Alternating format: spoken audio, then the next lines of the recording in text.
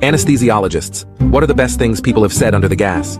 I got my wisdom teeth removed at 16 in a small, remote Canadian town. My dad and I had to travel to a slightly bigger town for the procedure. Now, and this is important later, I had just returned from a year away, because I spent a year of high school as an exchange student in Taiwan, and had only gotten back a few weeks earlier. The procedure happens, nothing major goes wrong, and I wake up in a hospital room in a fair bit of pain, but mostly fine. My dad, who had driven me, came into the room, absolutely howling with laughter.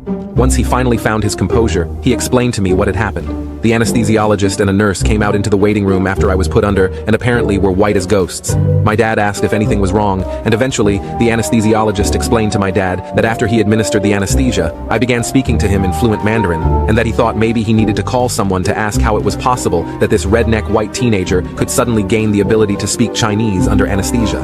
My dad thought this was the funniest thing he'd ever heard and explained that I already knew Mandarin from my year in Taiwan.